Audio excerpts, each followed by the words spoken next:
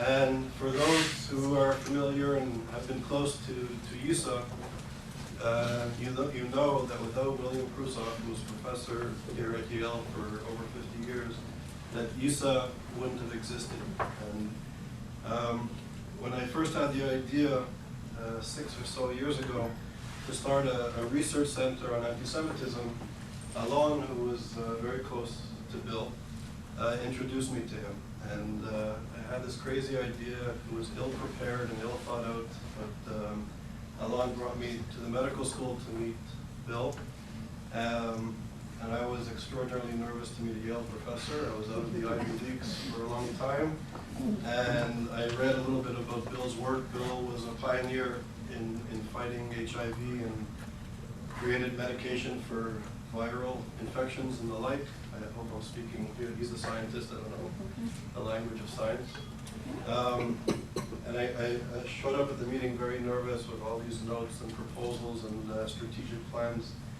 And I started talking to him, and very shortly afterwards, I was at ease.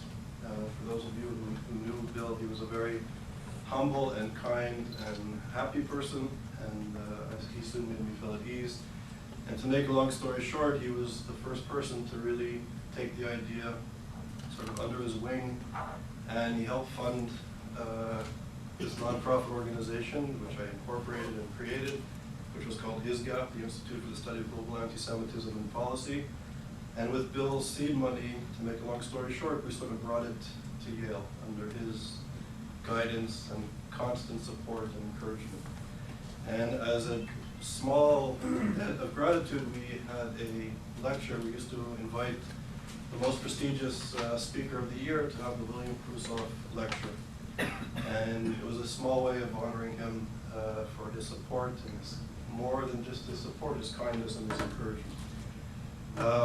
And sadly, Bill passed away a little while ago, and just as a small token on our appreciation at YIISA, we prepared a plaque that we'd like to give to the Prusoff family, who came here very kindly to be with us today. I appreciate it. And it's just to say thank you to you and your support, and to your father's support and grandfather's support.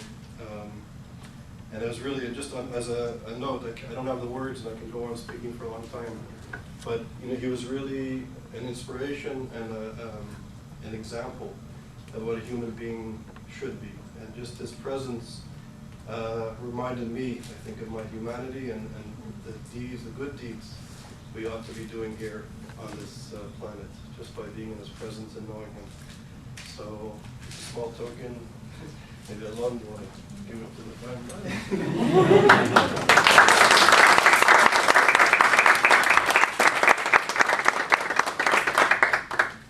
Thank you.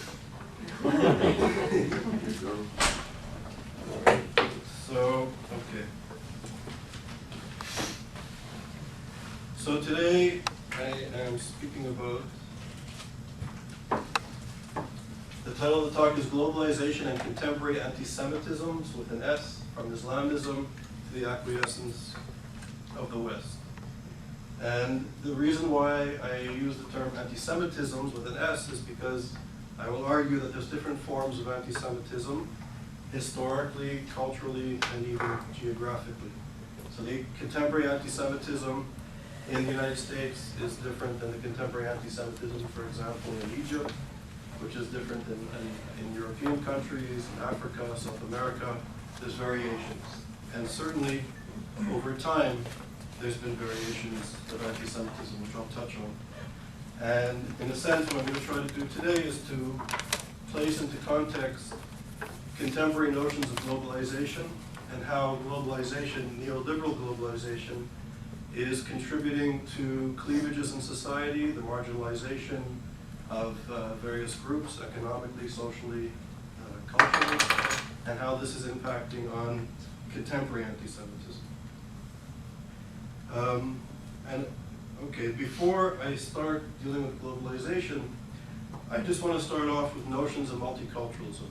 This is sort of my area of research. And I think multiculturalism and the study of multiculturalism is a very important terrain to understand contemporary societies in the age of globalization. And it's also very important to understand, I would argue, what's at risk today in terms of anti-Semitism and anti-democratic movements, if you will, social movements, and sort of what's at stake as these conflicts that we're reading about in the news seems to be speeding up. So first of all, the work of multiculturalism in the social sciences is relatively a new area of study. It really started in the 1960s and 1970s. The Canadian political context was perhaps the place where the study of multiculturalism and the model of multiculturalism as a social cultural model emerged. So people like Charles Taylor, Will Kimlicka, Michael Walzer in the United States were at the forefront of discussing issues of multiculturalism. And basically, what I will argue and what they argued is that multiculturalism is based on the recognition of the other. And the other is constructed in societies in various ways.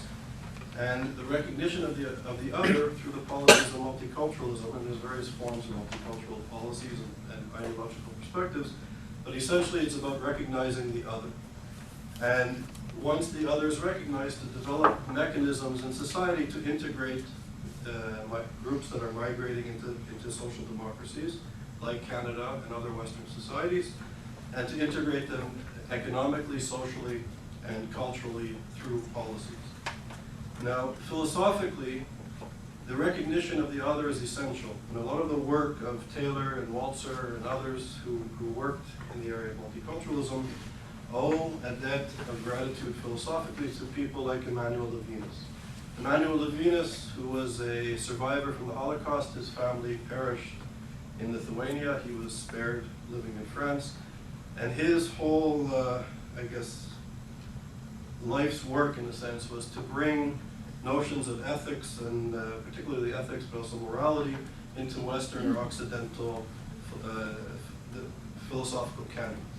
Emmanuel Levinas was steeped in Jewish thought and ethics, and he borrowed, if you will, from the Torah and the Talmud and the Jewish canon of thought and integrated it into the academy.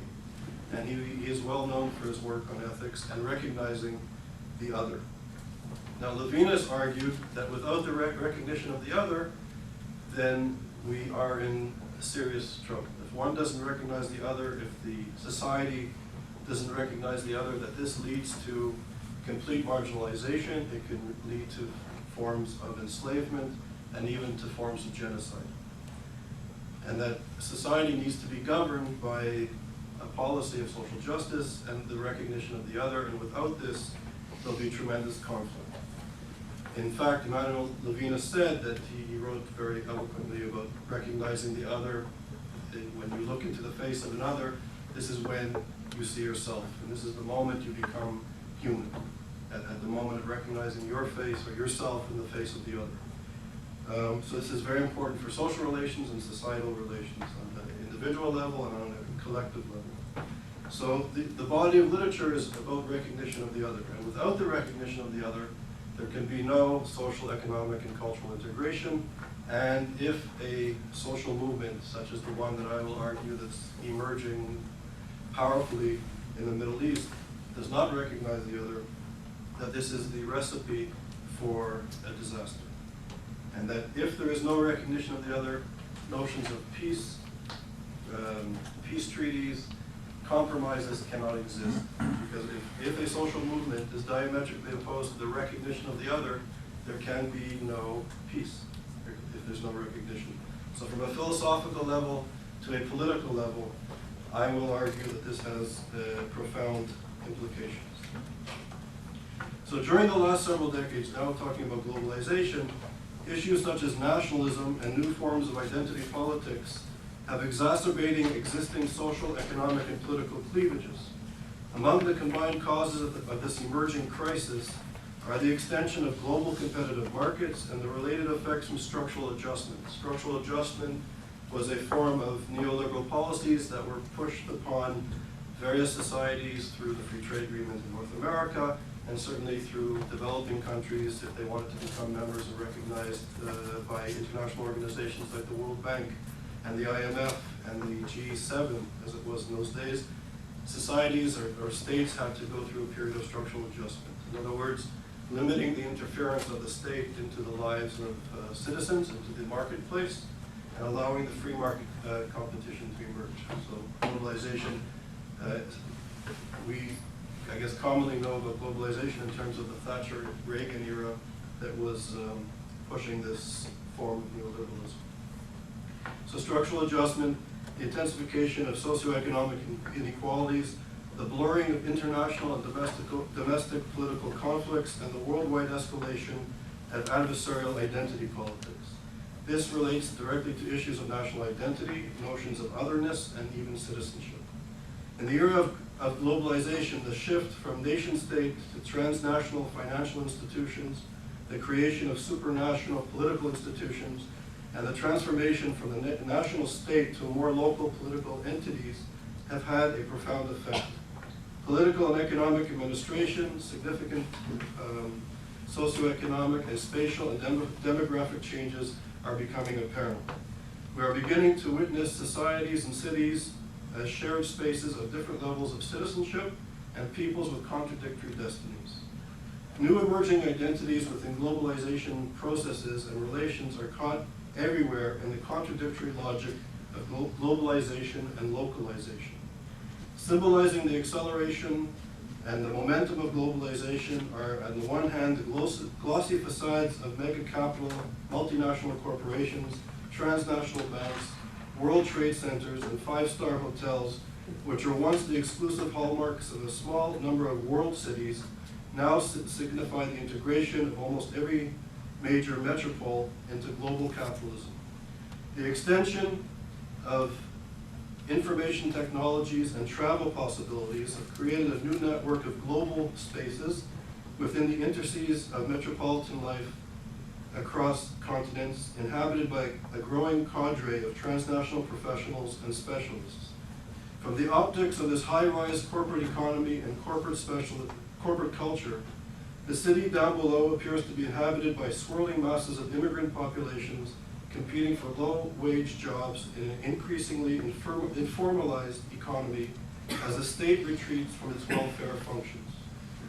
The combined economic and political imperatives of globalization seem to be sweeping away particularities of a time and place to generate common outcomes everywhere, while growing ethnic, racial, and cultural heterogeneity coupled with social and spatial polarization. Subsequently, this has led to a recent assessment of notions of cultural hybridity on the one hand and essentialized identities on the other hand. So we're creating, at the same time, we can see the rise of the Muslim Brotherhood, for example, which I will speak about later, which has a very essentialized identity. And those in the West, in the urban centers, we speak of hybrid identities, of people coming together as never before and mixing and so on. It is this schism on a worldwide scale that is perhaps at the center of a structural shift associated with globalization. That is the space and source of new emergent contemporary forms of anti-Semitism and anti-Zionism as one example of a conflict. These manifestations of Judeophobia also draw upon historic tendencies. The implications on contemporary anti-Semitism and anti-Zionism, or as I would prefer to call Israel bashing, and the future of the state of Israel, the diaspora communities, the diaspora Jewish communities, is at the center of the work that I'm doing. It is the contention and premise of my paper that neoliberal-driven processes and policies associated with globalization are the most important driving force impacting on the economy, political, social, and cultural marginalization throughout the world, and creating the condition that is largely responsible for the reemergence of contemporary anti-Semitism. It is the new manifestation of this longest hatred in a new form and context that threatens the security of the Jewish people, of the state of Israel, and I will argue even for basic notions of democracy and social justice. So in a sense, we are in a situation, I would say globally, that at one level, to me, is reminiscent, this is not an exact comparison, from an academic perspective or scholarly perspective, but there are similarities, I would argue, to the breakdown of the European economy and sort of social and economic and political context during the interwar period to what's happening now on a global scale. So you have the marginalization of masses of people, the breakdown in economic structures, notions of hope, economic hope and success are diminished by more and more people, and you have a concentration of power and wealth in other places. So globalization, I will argue, creates marginalization and dislocation on a massive scale at the political, socioeconomic, and cultural levels. This displacement is built upon a compound by socioeconomic and political structures and their inequalities that were created throughout much of the world during the colonial and post-colonial contextualities. The dislocation of large populations is reaching a crisis level throughout much of the world. Subsequently, there has been an increase in adversarial identity politics. This is particularly true in the environment in which the post-World War II national, socioeconomic, and political institutions are being dismantled and even removed from the reach of citizens due to a strict adherence to the neoliberal ideology. Consequently, notions of citizenship are being diluted as the state-subsidized education, medicine, food are no longer available to more and more citizens. Culture is becoming the last terrain in which people are struggling for some sense of self-determination and notions of enfranchisement or control of their destinies. This, in the wake of the uninvited consequences of neoliberal policies, are often adopted by developing nations as the result of pressure from government and international institutions, mainly by the West. It is in this environment that Israel, the most important aspect of contemporary Jewish identity, or the Jewish narrative, and Jews themselves have become the object of much of the scapegoating and the hateful rhetoric. At a more structural and socioeconomic level, the old ideologies and tendencies of anti-Semitism have reemerged and are being fused with an anti-Zionism or a bashing or delegitimization of Israel. Old theological and racist notions of anti-Semitism, forms of European anti-Semitism, are being amalgamated with the anti-Jewish and anti-Zionist pronouncements of much of the radical elements, at the very least, in the Muslim world, particularly in the Middle East. Contemporary socioeconomic and political factors are being fused with historical tendencies. These new structural realities within the realm of international relations and the emergence of an anti-Israel propensity appear to pose a significant threat to Israel.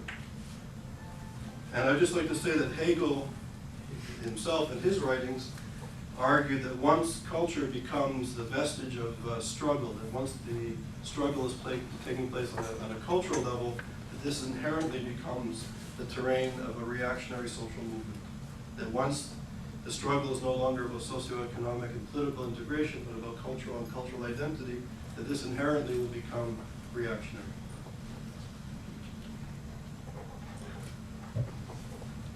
At the most general level, it's possible to think about globalization in terms of movement and circulation, a complexity of crisscrossing flows, some of it capital and trade, some of it people, signs, symbols, meanings, and myths. A common thread which runs through the existing body of literature is the idea that such flows and mobility across space have accelerated or gained new momentum in the contemporary era. And this is captured by such key phrases as time-space compression. This is David Harvey and Zygmunt Bauman, and others. So time-space compression, time-space destination, intersecting spaces, and intersecting spaces. Therefore, the concept of globalization does not simply imply a shift from one period to another of historical rupture, as other encompassing terms frequently used to describe the contemporary metropolitan experience, namely post-Fordism or post-modernity. Rather, it denotes the intensification and stretching out of movements and flows as captured, for instance, in Anthony Giddens' definition of globalization, as the intensification of worldwide social relations which link localities in such a way that the local happenings are shaped by events many miles away and vice versa.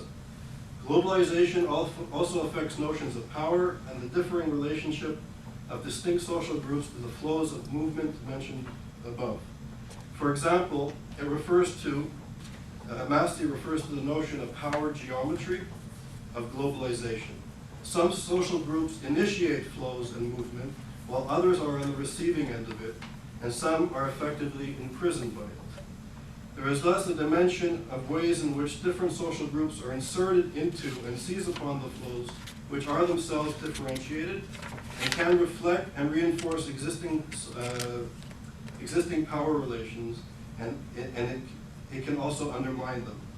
Inherent to the popular image of globalization and its promise of a better future is the ability to transgress boundaries between nation states, racial, ethnic, and gendered groups, and the public and private spheres. At one level, there's a fear that this could result in an increasing orderless world in which boundaries and groups' identities risk losing their meaning. However, to a significant extent, borders have become the locus of struggles among a variety of actors and interests mobilized to reassert or redefine the boundaries and identities vis-a-vis other actors and interests, real or perceived. Globalization affects group identity in a profound manner. In fact, it results in contradictory notions of identity simultaneously, resulting in notions of hybridity, the particularization, or the essentialization of other identities. Bowman provides important analysis utilizing the term time-space compression. This encapsulates the growing multifaceted transformation of the parameters of the human condition. Once social causes and outcomes of the compression are examined, it becomes evident that globalizing processes lack the commonly assumed unity of effect. Globalization, therefore, divides as much as it unites.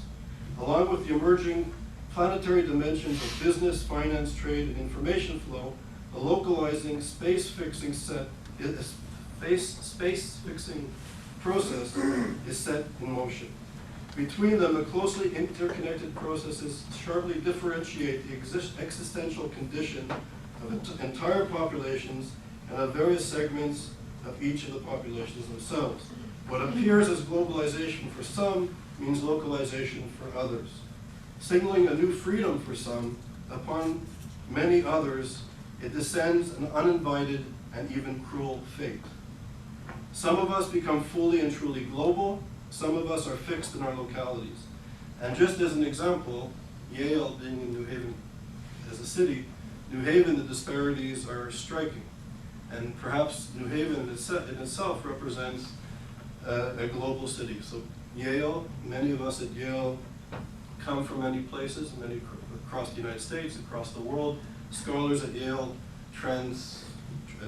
travel regularly throughout the world. They have contacts throughout the world, colleagues throughout the world, projects. So Yale is really a global institution and a global entity. And at the same time, meeting people in New Haven who are in communities less than a mile from here, when you speak to people, which many of us don't here because of the sort of spatial, economic, social, and cultural segregation, it's shocking at one level to realize that people, the thought, for example, of traveling to Manhattan is beyond some people's imagination. Right? So people are stuck in their localities. And this is an example, a very powerful example, if you will, of globalization. Some are fixed, some don't leave ghettos or disenfranchised cities or parts of cities, while others are communicating, traveling literally on a global level. Being local in a globalized world is a sign of deprivation and degradation. An integral part of the globalizing process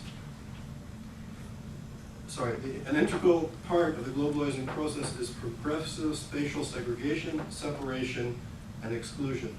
Neo-tribal and fundamentalist tendencies, which reflect and articulate the experience of people on the receiving end of globalization, are as much a legitimate reaction to globalization as the widely acclaimed hybridization or of top culture, the culture at the globalized top. There is a breakdown in communication between the globalized elites and the ever more localized rest. In short, international funding agencies press for minimization of state intervention in domestic economy and social services, hence leaving it to the private sector. The macroeconomic consequences imposing Western neoliberal ideology to the third world, or the so-called developing world, are ambiguous at best. The social outcomes are often drops in the standard of living of the poor and the peasantry, and a widening gap between the upper and lower, and sometimes even the middle social classes. One consequence of the implementation of these adjustment policies is the increase of social unrest, urban-rural riots, and violence, counter-oppressive measures of the authorities. So, in other words, after the era of the Second World War, many societies, particularly in the West, developed roughly Keynesian models of social democracy, where the state would intervene in the social services of its citizens. This, I would argue, the Marshall Plan and the intervention in the largely destroyed economies of Europe after the Second World War played a very important role in saving the capitalist economy, if you will.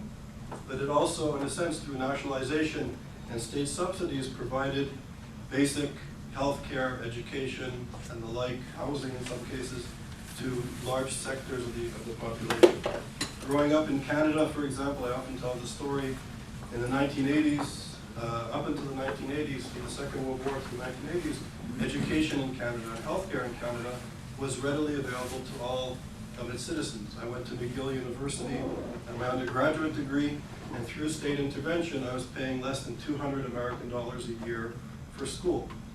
Unlike the Ivy League private institutions in the United States, and certainly now in the contemporary context where it's extraordinarily expensive to come to a good school.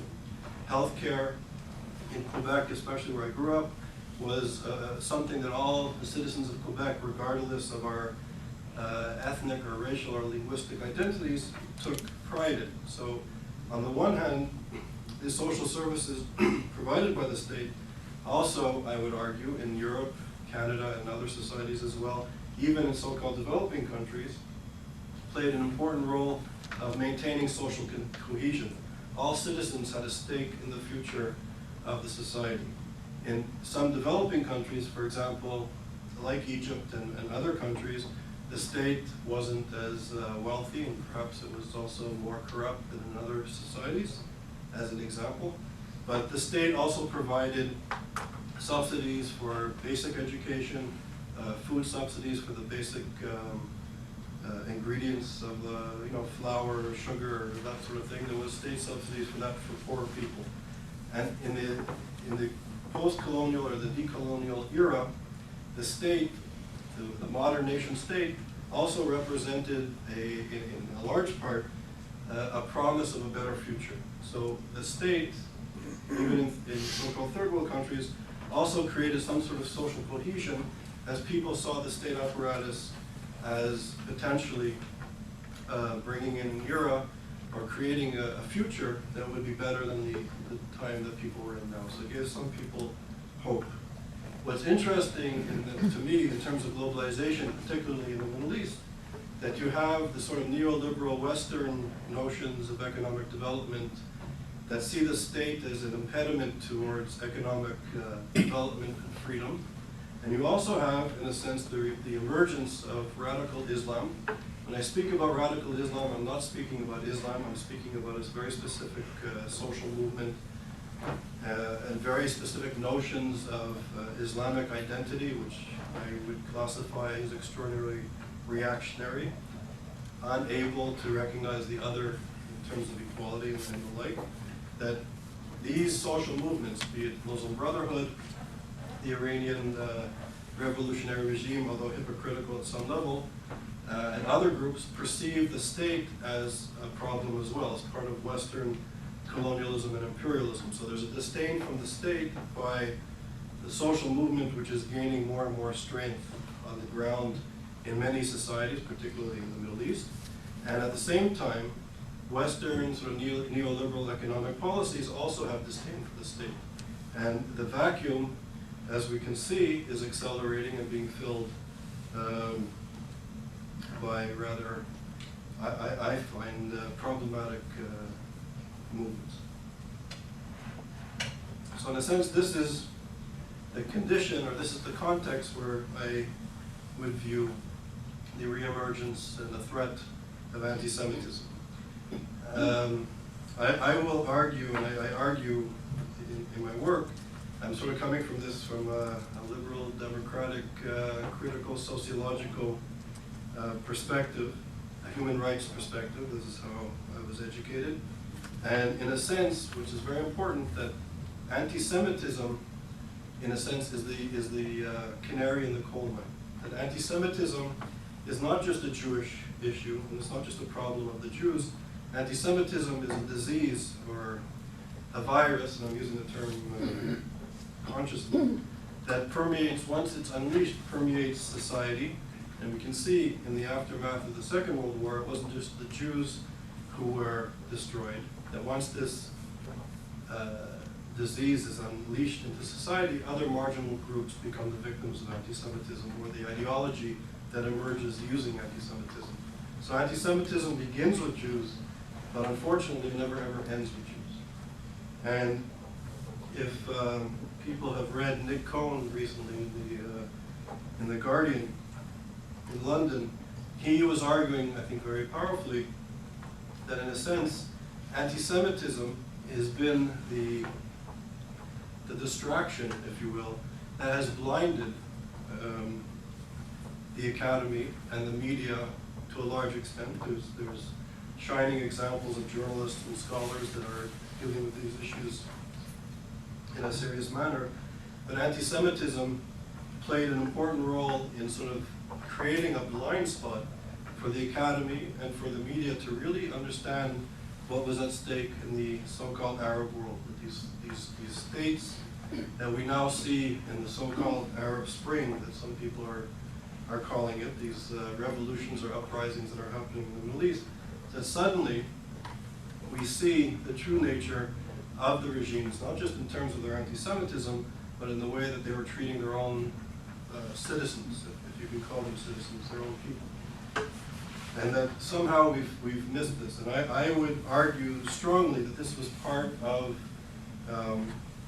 anti-Semitism, that if you would criticize the regime's treatment of Israel, or some of the rhetoric of its anti-Semitism and demonization of Israel, it was very difficult to get these points across. And if you had the audacity to speak about anti-Semitism vis-a-vis the Middle East, you were often labeled as being reactionary, as not being a scholar, and the list goes on and on. So it was very difficult, I would argue, for scholars to do work in many universities and many departments on the anti-Semitism that pervades the Middle East. That there was this blind spot for it. And certainly, working and studying in the United Kingdom in particular, and my colleagues there, it was a very difficult space to occupy, because once you start speaking about this, you were sort of dismissed as being opposed to peace or whatever.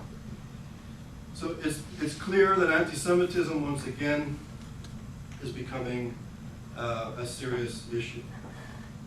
From Daniel's Pearls, when he was forced to say that he is Jewish and he comes from a Zionist family before being decapitated by Pakistani terrorists, which the act, as you know, was videotaped by its perpetrators.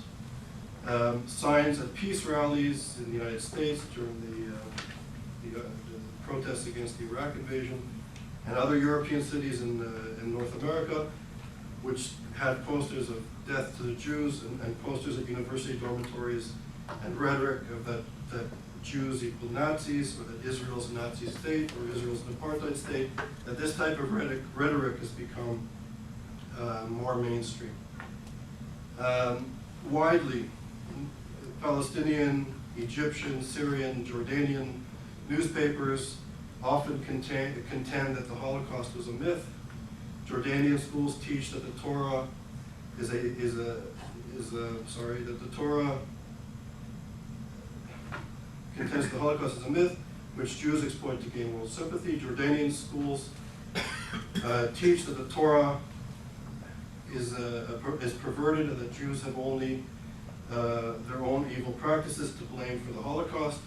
Egyptian television broadcast a major 40-part series that ran through Ramadan entitled The Protocols of the Elders of Zion, which was depicted as truth, and the list goes on and on. So there's this emergence of a blatant form of anti-Semitism. Historically, European anti-Semitism has been all too well known as a phenomenon. It has impacted profoundly and is well documented.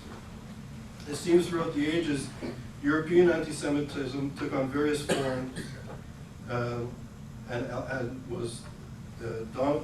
took on various dominant forms dependent on the prevailing worldview.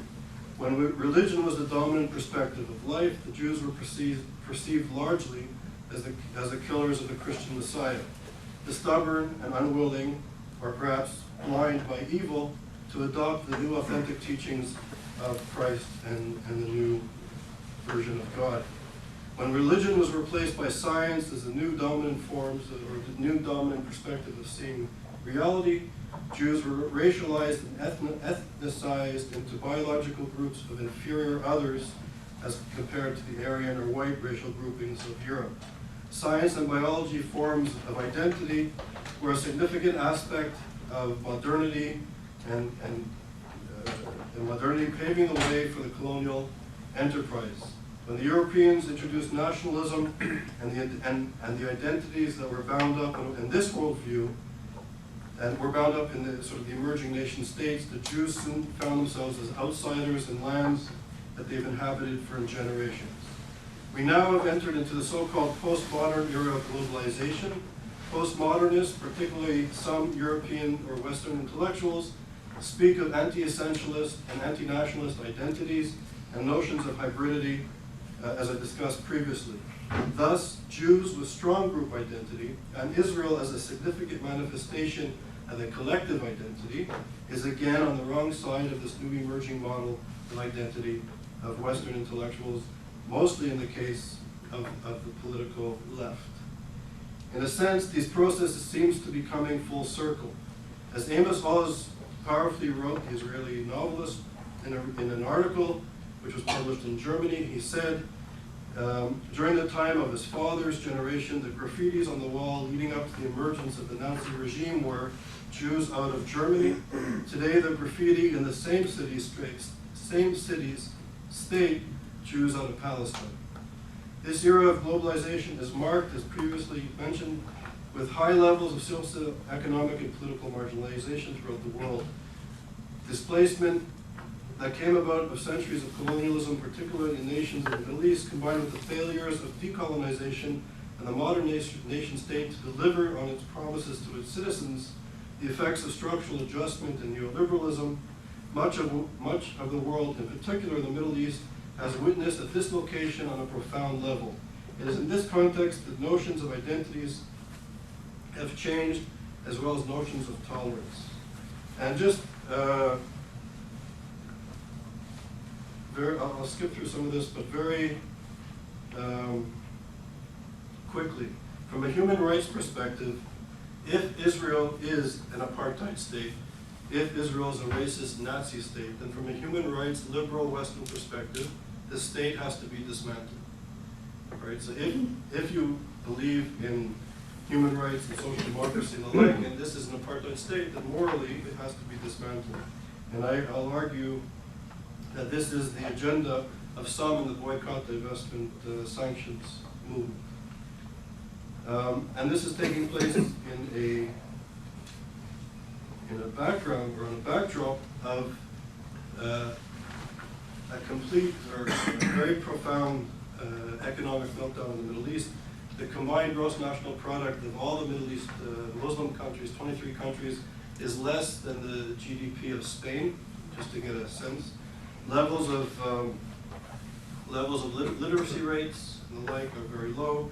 The Pew Research Group does polls on measuring notions of freedom based on literacy, access to education, access to free media and the like. And over, many countries in the Middle East perform the lowest on this scale.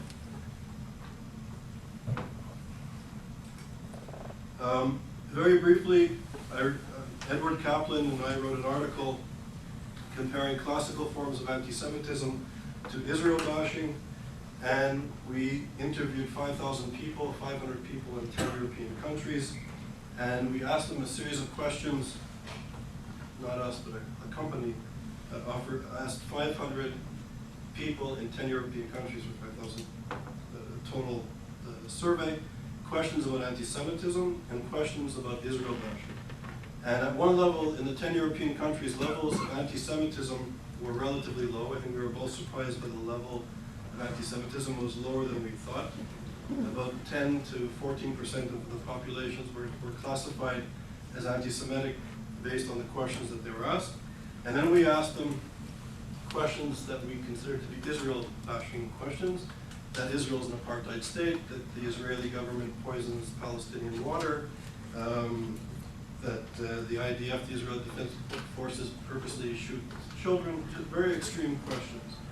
And at the one level, what we found, levels of anti-Semitism were lower than we anticipated.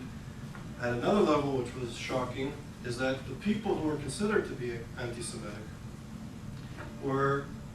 the people that were considered to be Israel bashers were 56% more likely, or 13 times more than the average, to be anti-Semitic in the classical sense. So there's a very strong correlation between those who excessively, if you will, or extremely bash Israel to classical forms of anti-Semitism. So as we said, if there was a product in the pharmacy that was 56% more likely to cause cancer, it would be removed immediately. And yet this type of disease, if you will, is prevalent in some parts of the world and certainly in some institutions. So this brings me to the Middle East. I'll try and go through this quickly and have time for discussion and questions. What I would like to do is speak about the Muslim Brotherhood. And it's, I think it's important, I would argue, very important, if not urgent, that we learn the language of radical Islam. Not Islam, but radical Islam. That there is a blind spot, an ideological blind spot, for engaging radical Islam. And what I have found through my research and through my dealings of being in the Middle East and the like, is that one thing you have to say about radical Islamists is that they're straightforward, they're open, they're honest, they're consistent. If you read what they're saying in their sermons, if you read their ideology, if you become familiar with the language, they don't hide anything. They're straight up, they're honest, they're upfront, and they're consistent about their worldview, and they're consistent with what their agenda is. And what's important to realize is that most radical Islamic groups, like the Muslim Brotherhood, wants to impose Islamic law on societies and recreate an Islamic state or a caliphate, and it is impossible for the other to have self-determination, to be higher than a Muslim in any capacity, especially on Islamic land. So from a religious perspective, from their ideological perspective, the recognition of the State of Israel in any form is impossible. Because Jews or any other, any non-Muslim, any non-believing Muslim, cannot have self-determination over land, especially Islamic land, and especially holy Islamic land, which much of Israel/Palestine is to Muslims. So it's not where the boundaries are drawn, if it's 47 boundaries or 48 boundaries or 67 boundaries or 73 boundaries. Even if Tel Aviv was going to be the nation state of the Jewish people, where Jews will have self-determination and all citizens would be equal in Tel Aviv, and the rest of the land would be returned to Muslims, that this would still be a problem, because this is part of what this space is where the caliphate is going to reemerge. The Muslim Brotherhood society. So just to reiterate, basic Western notions of social justice, of citizenship, basic notions of citizenship where all citizens are equal under one legal system, regardless of ethnicity, race, language, gender, sexual orientation, political ideology, or the like, is not a part of the worldview of radical Islam. Jews could be protected minorities like Christians, perhaps. They could be dhimmis, as they were previously. In other words, second-class citizens, or second-class, not citizens, but second-class, with certain protections of the state. They'd be tolerated to live and to occupy certain socioeconomic and spatial space in society, but not to be equal citizens, and certainly not to have self-determination over space. The Muslim Brotherhood was formed in Islamia, Egypt in 1928 by Hassan al-Banai, a charismatic school teacher and Islamic preacher. Al-Banai formulated a politicized extremist form of Islam as a means of confronting Western moral and cultural influence among Egyptians. The Brotherhood's goal was to emulate all Western influences and to create an Islamic state in Egypt and ultimately in the world. Al-Banai sought to explain the malaise of Egyptian society in his time as being due to what he portrayed as the corrosive influence of Western culture. He accused government officials and other prominent members of Egyptian society as abandoning Islamic law and principles and behaving in an immoral fashion due to Western influence. The remedy, he insisted, was a revival and the reestablishment of the Islamic State that would return Muslims to the pinnacle of their military, historical, and cultural glory. He pointed to the Caliphate, the historical Islamic empire, and the most celebrated period of Islamic history as the temple of his vision of an Islamic state. In 1947, he wrote a letter to King Farouk entitled Towards the Light. Al-Banai asserted that the only way to return to the days of glory was to establish Sharia law, Islamic law, as a source for governance, as well as for societal and personal behaviors. And this is still the main teachings of the Brotherhood. Banai preached a return to the Prophet Muhammad's strategies during the early days of Islam in the 7th century, which strongly emphasized that each Muslim's personal obligation to be carried out is jihad, which he defined as a physical war.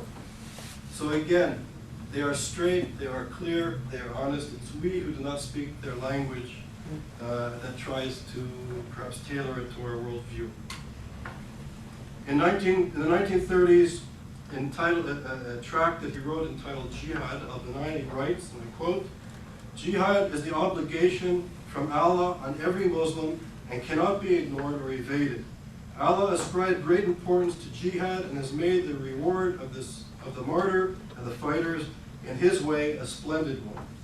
Only those who have acted similarly and those who have modeled themselves upon the martyrs in their performance of jihad can join them in his reward, God's reward. Furthermore, Allah has specifically honored the mujahideen, those who fight for jihad, with certain exponential qualities, both spiritual and practical, to benefit them in the world to come. Their pure blood is a symbol of victory in this world and marked by the success of ferocity in the world to come." There was a quote. Drawing a parallel between the times of the Prophet Muhammad and the present, Al-Banai portrayed non-Muslims as idol worshippers and placed a central focus on spreading Islam and fighting what he termed the enemies of Islam. The purpose of jihad, he asserted, was not the personal glory or gain of Muslims. Rather, jihad is used to safeguard the mission of spreading Islam. This would guarantee peace and the means of implementing the supreme message. This is the responsibility which the Muslims bear, this message guiding mankind to truth and justice. So in other words, according to the Brotherhood, it's incumbent upon every Muslim to engage in jihad, and jihad not in the spiritual sense, but jihad in the physical sense. What's also very important, and I don't want to take too much more time on this, is that the portrayal of the Jews by the Muslim Brotherhood, and more in the Middle East, certainly in the Iranian revolutionary regime, which controls Hamas, which controls Hezbollah, and now in the Muslim Brotherhood as it's emerging as a powerful force on the ground, that they see the Jews based on the protocols of the elders themselves. So people like Bassam Tibi, who was a scholar here with us, Jeffrey Herf, Matthias Kunzel, show how European anti-Semitism, and they make the argument, which I agree with them, that anti-Semitism is European and inherently genocidal. Anti-Semitism did not exist in Arab countries until relatively recent.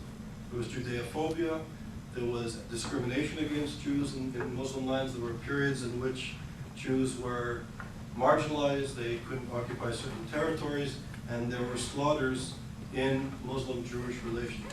But not anti-Semitism as being distinct from Judeophobia or discrimination against Jews, because anti-Semitism, according to Tibi and Jeffrey Herf and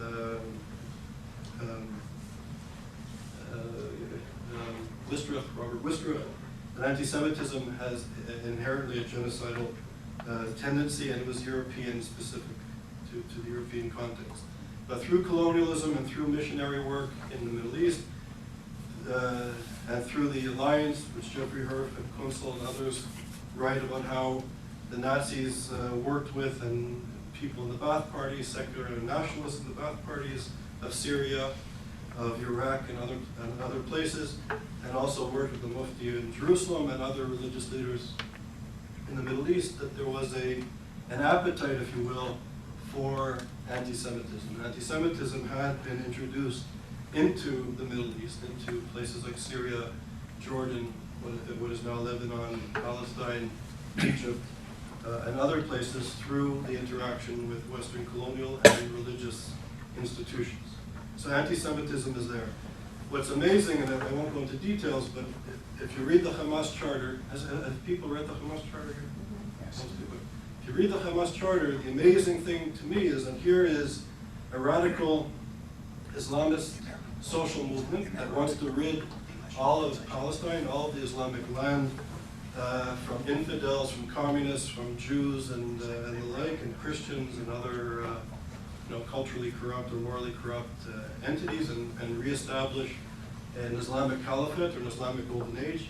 And the covenant, their charter, their constitution, is unbelievable in the sense that it uses as the theme that runs through the entire document the protocols of the elders of Zion. So here is a group claiming to want to rid itself of Western evil and Jewish influences, and it's using the most pernicious form of European anti-Semitism as the theme of its constitution.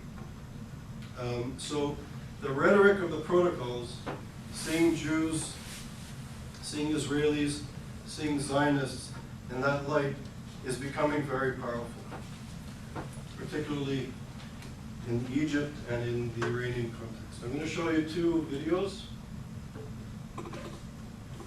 Oh. Wait. Thank you.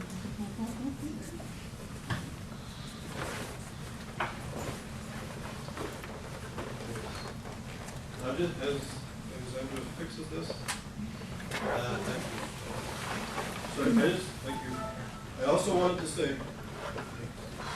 that there's been a lot of, I think, support, interest, moral support for the courage that many people are showing to get rid of the tyranny in places like Egypt. And I think that I would argue that it's very important that these are repressive societies and people should live free in a democratic society. But I would argue that these societies have to emerge as democracies in which citizenship and equality are guaranteed. And there's a lot of excitement. What hasn't been so reported, and I'm going to show you some clips, is Honorary, who was the head of the Muslim Brotherhood. He was in exile, and after the revolution began, he was allowed to return to Egypt.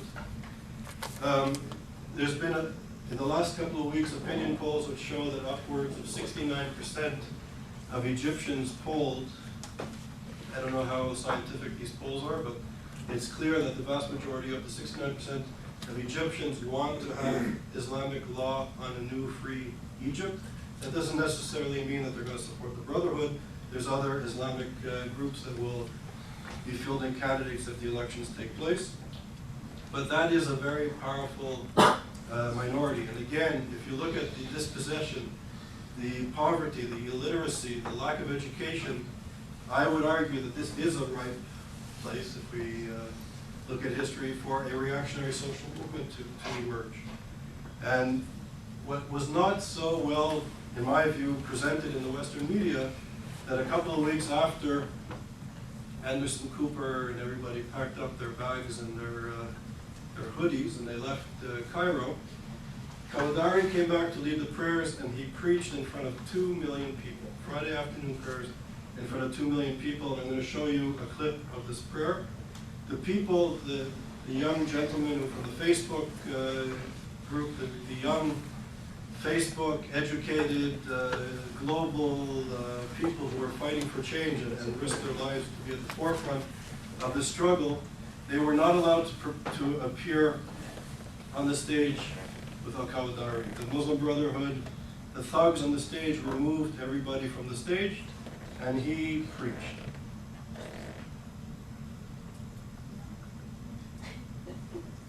So here is the quite technologically advanced.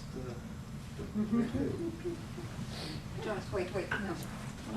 Yeah, okay. Good.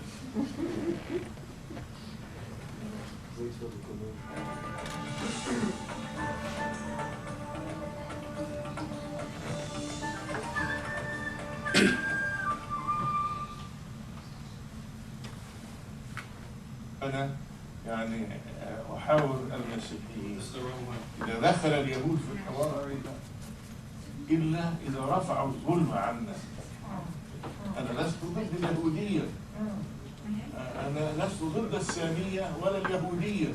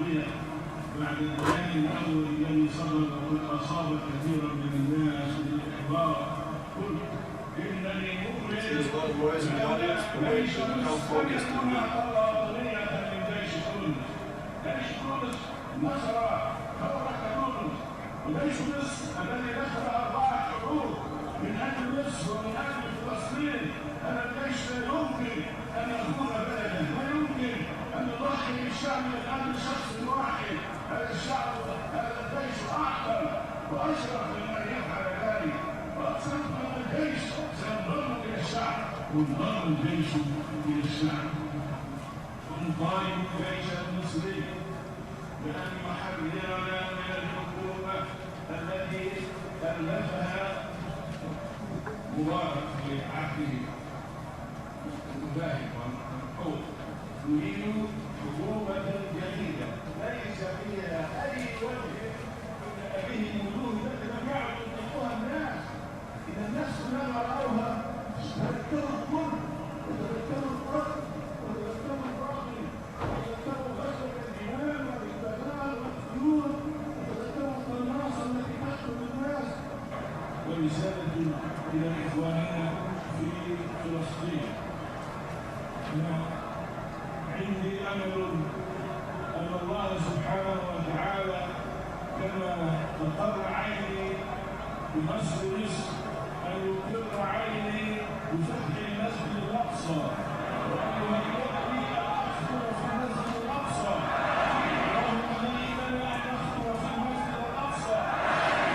المسجد الأقصى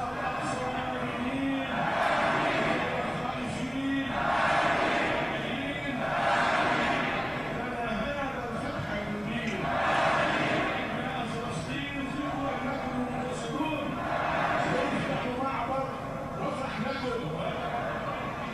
الجيش المصري والقوات والمجلس الأعلى للقوات.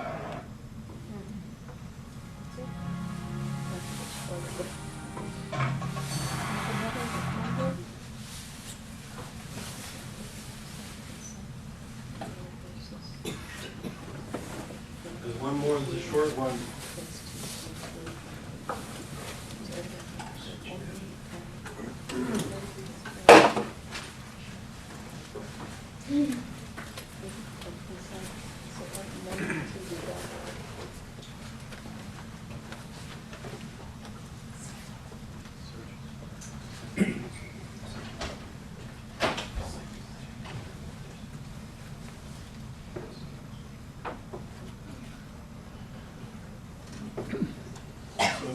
While this is searching for the signal, it's just very important. I would encourage you to learn the language, to read and understand the philosophy and the ideology and the objectives of groups like the Muslim Brotherhood, because they are certainly becoming important.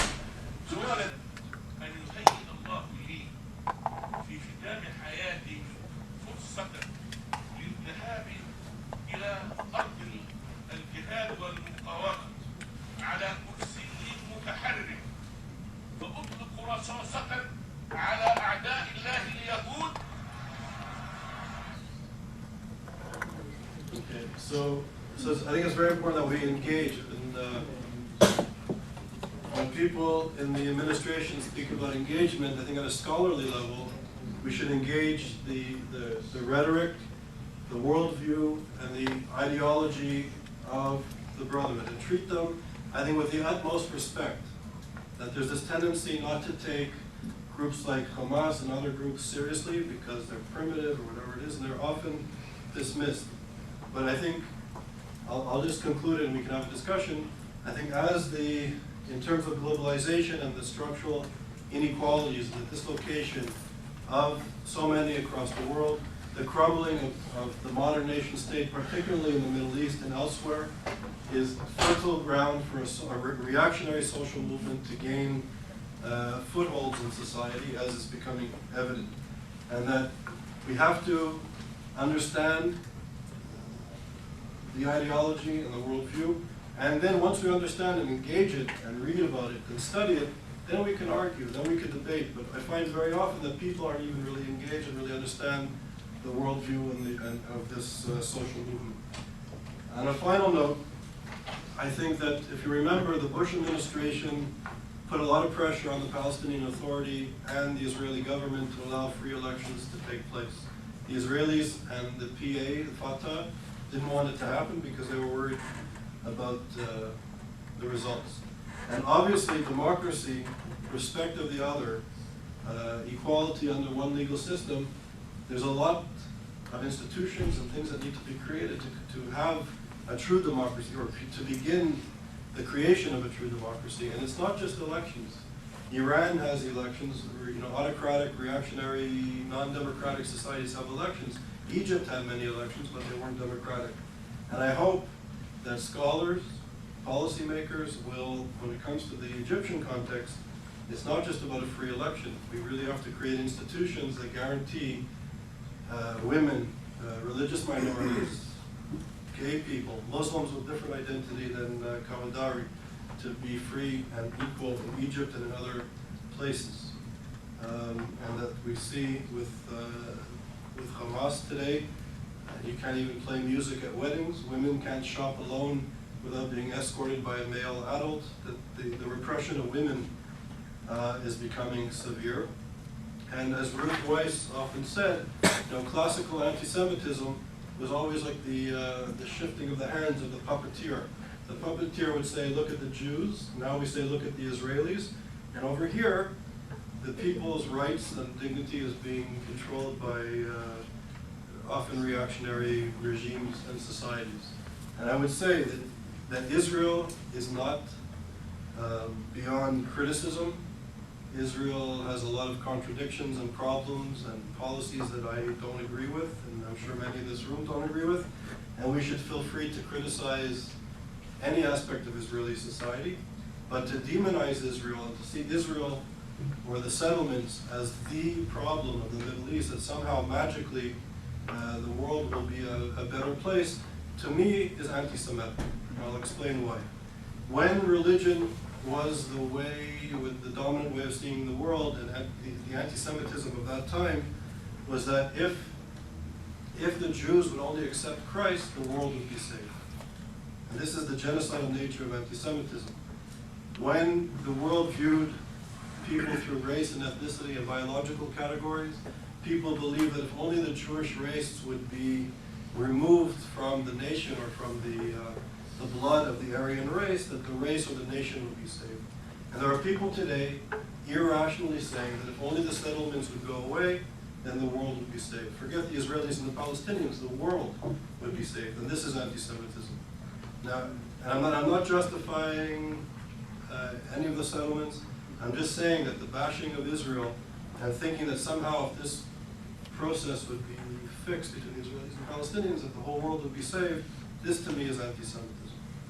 And we have to, in my mind, look at these issues very rationally and very clearly, and really, I think, support moderate Palestinians, moderate Egyptians, and to create spaces for democratic institutions to be created, and that there should be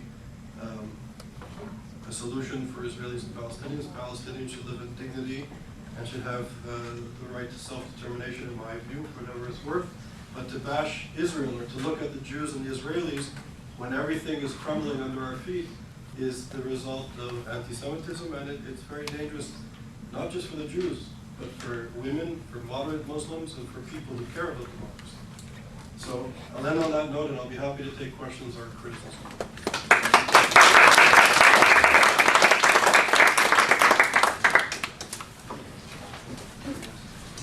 Yeah, I'm concerned that we not look at the canary in the mine as the main actor on the stage. It might be important to me as a Jew, but there's a real struggle going on against Western civilization that has to be dealt with. And by talking about anti-Semitism, we fail to bring in the idea of Hannah Arendt and origins of totalitarianism, the nation state as a multi-ethnic, multi-identity area. We fail to recognize essentially that Islam is submission, and it isn't just submission to Allah, but it's submission of all the people, because this is the religious imperative. So the question I'm raising is this: are we losing sight of the Huntington view of the clash of civilizations that is really taking place by just focusing on anti-Semitism, which is one dimension of this clash? Okay, so first I would say that, again, as I said at the beginning, I don't see Islam as the problem. I see Islamism, or this sort of reactionary social movement of radical Islam, radical political Islam, is the problem. I don't think Islam is necessarily flawed. I think we have to realize that there's over 1.5 billion Muslims in the world, there's Muslims from Los Angeles to Sudan to literally all over the world. There's different cultural impacts on various forms of Islam. Some Islam is much more open than others, and there are tendencies in Islam to be open and accepting of the other. And there's been a tradition of that in Islamic teachings and in Islamic societies rooted in history. So I can't join you in lumping 1.5 billion people and entire culture and religion into this category or this sort of box. I think it's wrong and problematic. There are Egyptians, there are Palestinians, there are people struggling to create democratic institutions in society and to make peace with Israelis or Coptics or others in their midst. There are people on a philosophical religious level deeply engaged in living with and working with and recognizing the teachings of other cultures and other religions. So I don't buy the Huntington view. But given the structural inequalities in the global economy, within societies and among societies, this is the ground that's fertile to have these type of social movements come and fill a vacuum. And I think that at a global level, there's people like Lloyd Axworthy in the Canadian government who for years was saying, for example, that every financial transaction that happens in this new global economy between banks and corporations, there should be a small tax placed on them, a global tax, and with this fund to create schools and to help build infrastructure in societies and help to create democratic institutions and cultures.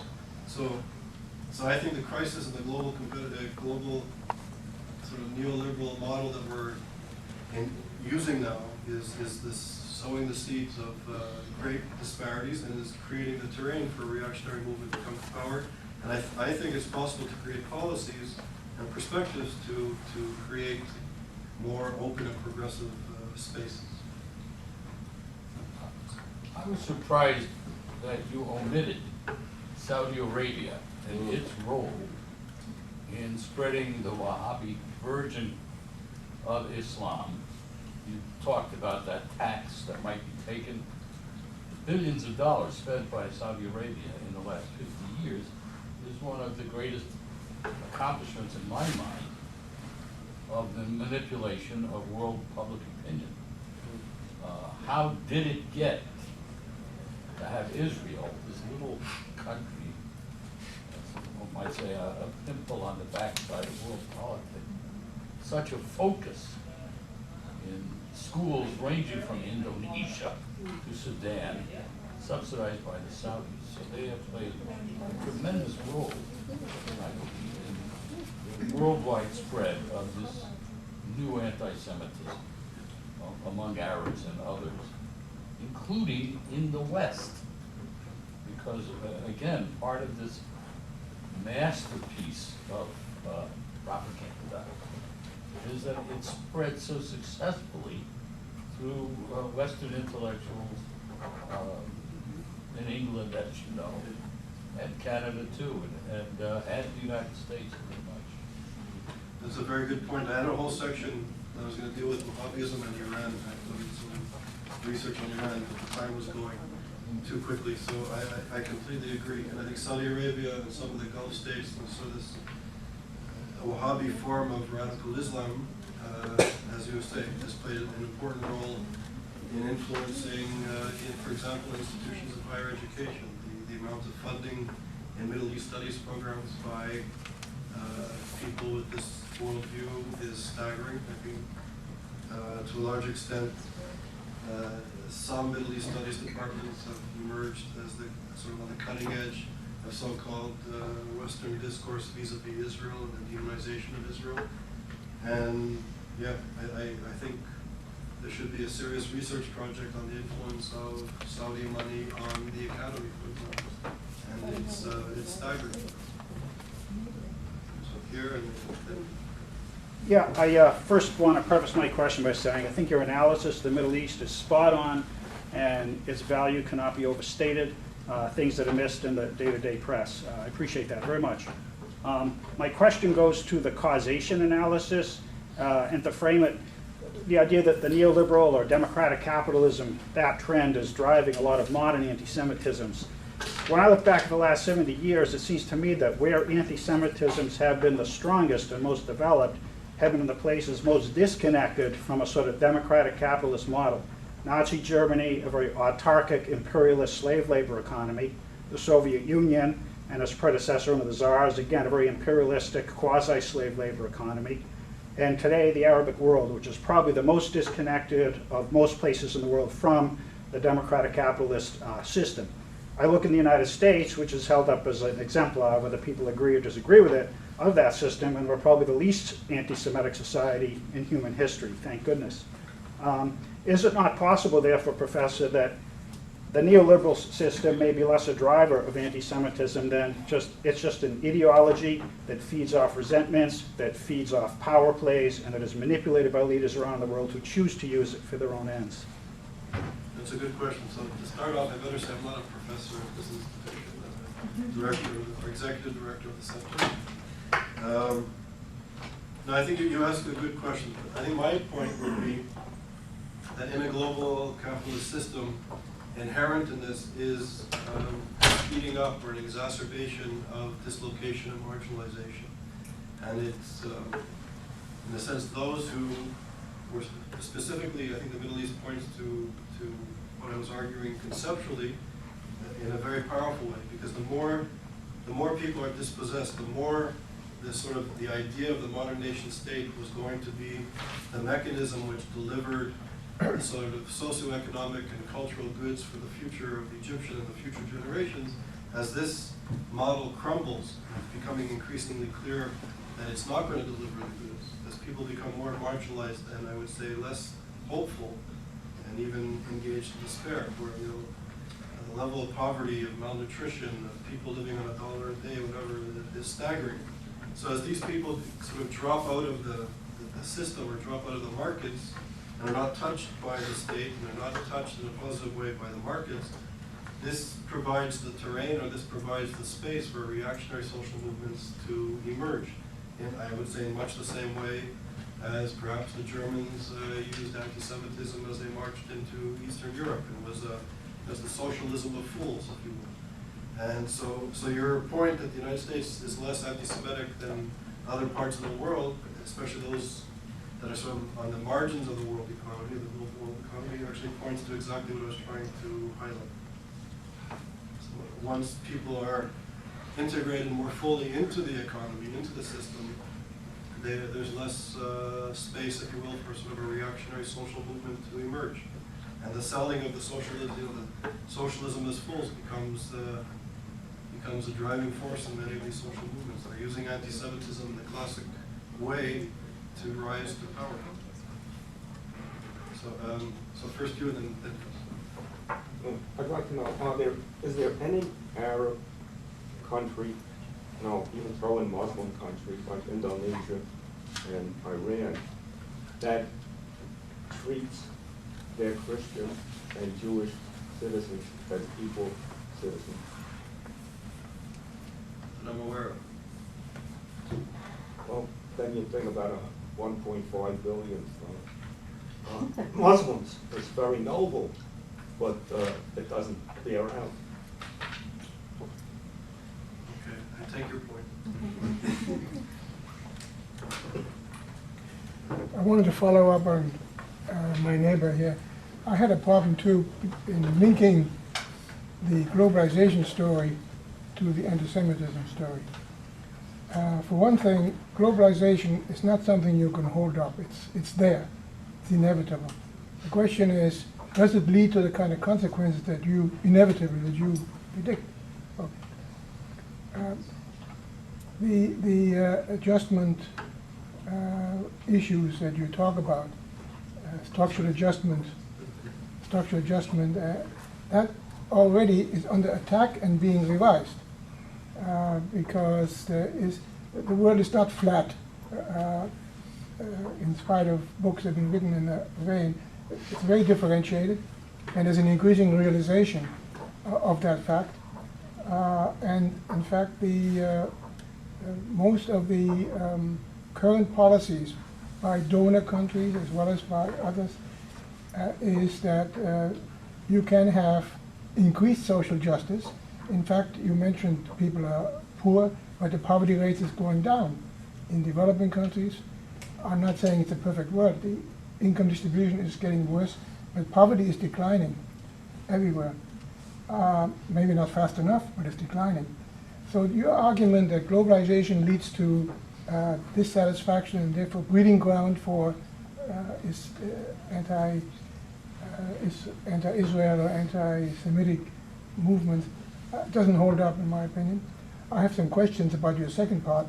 I think that there are other experts besides yourself who don't believe that the Muslim Brotherhood is monolithic, as you predicted. This guy is a spokesperson in 2 million people. It's something to worry about. But I think there are differences among members of the Muslim Brotherhood who don't agree with that, including in Egypt. I'm not willing to predict the outcome of what's going to happen in Egypt, but I don't think it's inevitable the way you predicted. Okay, thanks for your question. Do you know of one sort of branch of the Muslim Brotherhood that would reject anti-Semitism and promote equal citizenship for every Egyptian? Yeah, I just had a discussion at the Council on Foreign Relations. There are a couple of people talking about that subject, and they're specialists. I'm not. They said that there are different shades within the Muslim Brotherhood. And they named the mosque and the school of thought and the philosophers and the religious leaders who are leading that? Well, I think that it's a question of the youth movement in places like Egypt who don't necessarily adhere to the extreme versions of the Muslim Brotherhood. The older folks, I agree. Well, I hope deeply that they're right and I'm wrong. The exact same thing was said about Hamas. That Hamas was not monolithic, and once they have control over Gaza, that they were going to become responsible members of the international community and the like. And I think the acceleration of the Islamicization of Gaza is well documented, and the complete rejection of the self-determination of the other in any form is consistent and clear. I hope there'll be some sort of Islamic element in the social movement that is more open, but I've never seen any substantial evidence of it. I hope I'm missing something, but I haven't seen it, and I haven't seen it in the Egyptian context. I'm not an expert on Egyptian society, and I don't speak Arabic, so I'm limited, but the people that I'm reading and who are engaged are unaware of that as well. So I hope the Council of Foreign Relations is accurate this time, but I think we have to remember the lesson of the elections in Gaza and the West Bank and the Palestinian Authority, and how it's been a failure in my view. We have to remember, I think, the 1979 revolution in Iran, how it was a mass movement which really had intellectuals and liberals and all elements of society behind the movement, perhaps like Egypt, and we all know how that failed and worked out. And I think Mr. Al-Baradei, who used to be a guest here at Yale University, I heard him speak a few years ago, and to me, it's very reminiscent of the 1978-79 Iranian context. You have this kind of westernized or person with credibility in the West with all sorts of appointments and experience that he's going to become the moderate voice of the Brotherhood. And what happens if he becomes the moderate voice, what will happen to him 6 months, 18 months down the road? Will these characters push him out and take over? I don't know. And certainly there is a small group of educated, westernized in a general sense, kind of urban, middle class, upwardly mobile, educated people who are part of this revolution in Egypt. But it would appear that they're being marginalized. They called for a demonstration probably about 3 or 4 weeks ago, and they had about 1,000 people turn up. So I hope I'm wrong. In terms of globalization, I don't think the globalization that I'm speaking about is inevitable. There was a policy shift, a substantial policy shift in the 70s and 80s, especially and accelerated under Thatcher and Reagan and sort of that form of globalization, which instituted a very specific form of social policies, advocated social policies within nations, within the developing world, and within the developed world. And so I would argue that this globalization that we're experiencing is very specific. It's not inevitable. And hopefully there'll be another model that will come around, and maybe it's beginning to, as you know more about this than I do, that will usher in more equitable development. But I think as long as the disparities exist as they do, and I'm not so sure that poverty is decreasing. There are other studies and reports that say the opposite. But this is your field, so I won't argue on that level. But there's certainly enough poverty in the world to go around. Hopefully the trends are improving. But this dislocation, I think, is a cause for concern. And I was recently, well, almost a year ago in South Africa, teaching as a visiting scholar at Cape Town University, and I was active in the anti-apartheid movement. And I went around to the former squatter camps and townships that I was in the early 90s, and the dislocation in South Africa is tremendous, and this is really becoming a very strong pressure on the sort of democratic state. South Africa is an interesting case study where neoliberal economic development models are meeting with some success, but there's also a huge space where the market forces and the development projects are not really having a reach. No, my main point is that globalization does not mean neoliberalism. That I agree. May I just add, I mean, it looks, in my view, that globalization is the kind of modern way of imperialism. It's kind of, you know, an economical imperialism, if you wish, by maybe not by countries as much as by corporates. And you don't see that globalization moves across continents, you know, a better level of education or health or, you know, human rights. It is very much geared toward, you know, economy, making profit. Even the communication systems that you know follow are there because they are needed for economical reasons.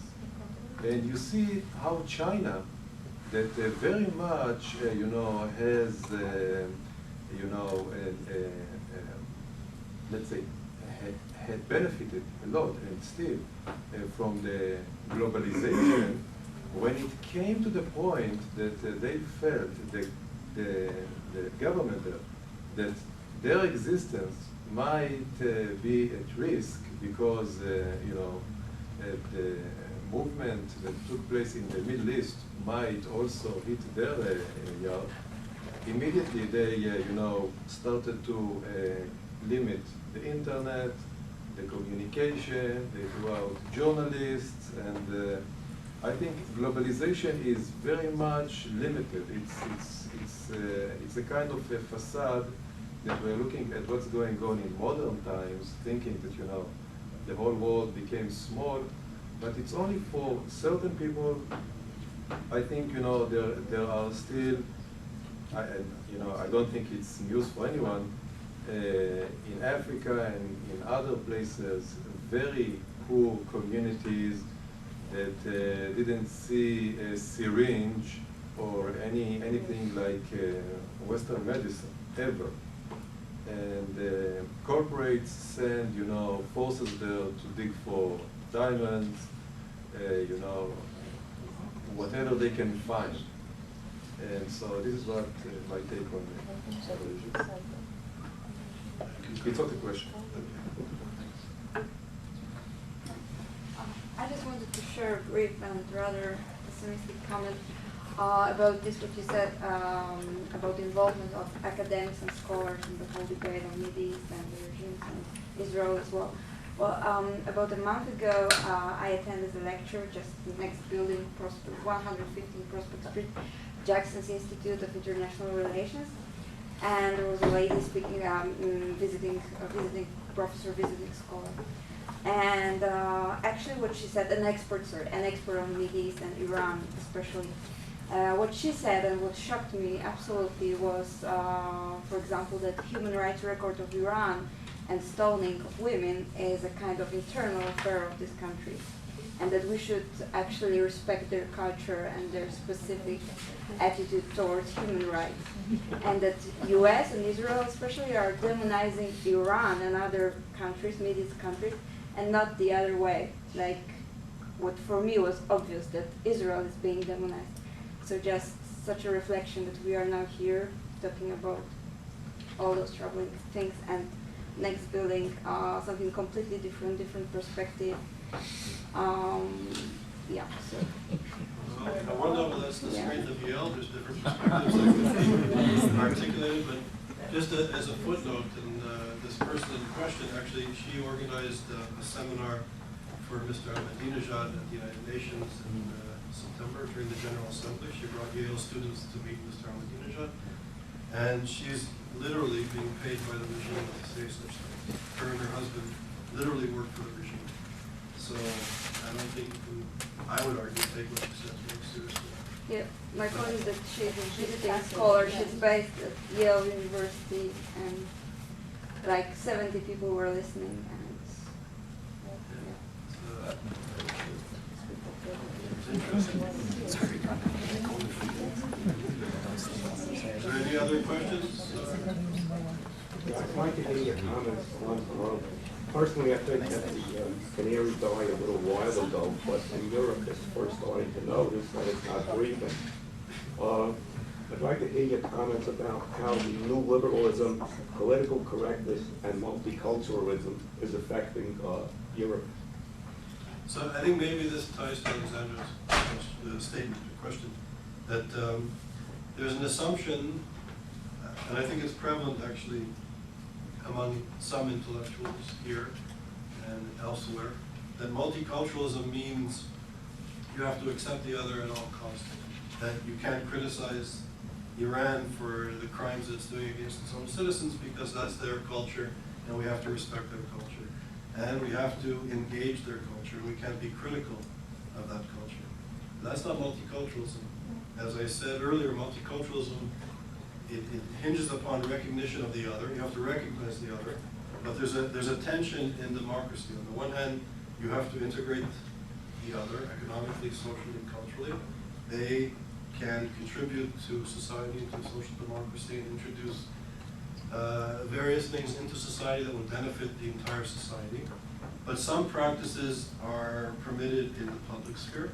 Some practices are not permitted in the public sphere, but they're permitted in the private sphere. And some things are just illegal. So, for example, in a multicultural Canada, society like Canada, it's illegal to have honor killings, for example. If you kill somebody, you go to jail, regardless of your culture. Some practices of others are permitted and integrated into the general society. Some things are tolerated in the privacy of a home or in the privacy of a place of worship. But there's certain things you can't do. And this is the tension that exists in multicultural societies. So I would argue that anybody who's a proponent of, say, segregating society based on gender, for example, like they do in Gaza or in Iran, that this is diametrically opposed to basic notions of citizenship and basic notions of democracy, and should not be permitted. And as living in a democratic free society, we cannot tolerate that. Certain things we don't tolerate.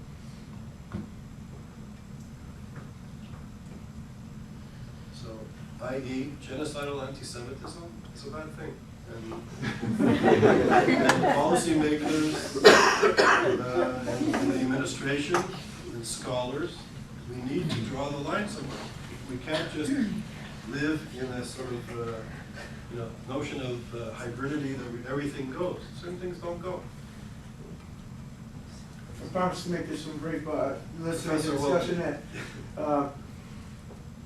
Just that I think, first of all, the comment that neoliberalism is not globalization is very true. I think that what you were criticizing, the structural adjustments and all that, neoliberalism, has indeed, I know you don't like her, but Naomi Klein wrote a book, Shock Doctrine, on how the free market wasn't always done in a free way, and that usually there's some kind of major disruption in society for people to accept the kind of blows to their security, and so that neoliberalism wasn't always done freely. But the point is just that I think over time globalization, which is more inevitable as neoliberalism exhausts itself, globalization will continue, and the idea of the interaction of people and ideas and cultures, I think, bodes well for us. It should give us some optimism, as somebody was saying about the younger generations and the lack of a monolithic, all these groups, even in the Syrian regime, where you see a few low-level Ba'ath Party members resigning locally, this and that.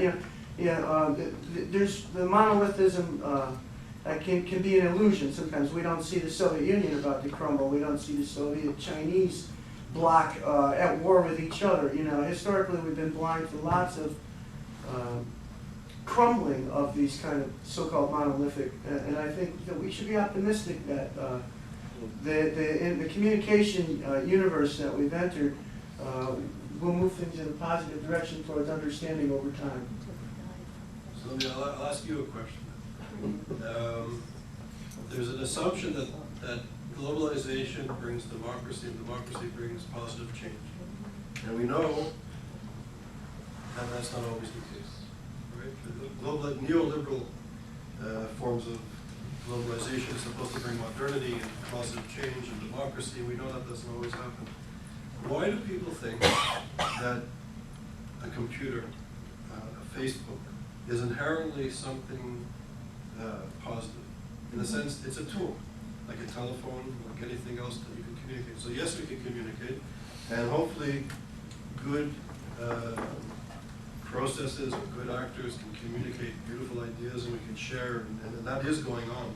There is a sharing of technology and medicine and poetry and culture, and at a very positive level, that's happening. But at the same time, the people who are organizing the Muslim Brotherhood are also very effectively using technology and telecommunications and internet and Facebook to do exactly what they're doing. So I don't think that the technology is necessarily the positive thing. Necessarily. It could be used for good, it could be used for bad, like any other, I guess, form of technology. Well, then, just a real quick rejoinder would be that it's our job as Americans in this society, or Israelis in their society, or people in all different liberal democratic societies of different stripes, it's our imperative to set a desirable example so that over time, as people look around at what's going on their internet, from Egypt, from Tunisia, wherever they want to look at it from, they say, hey, I want to be more like that. And that can take some time to set an example. It might be considered naive, but I think at the same time, in the long run, it's the only thing people will truly believe in, and that will actually motivate people. Any other points or comments or questions? No? Okay. So first, I just wanted to thank you for conducting these sessions for the year and bringing a lot of issues.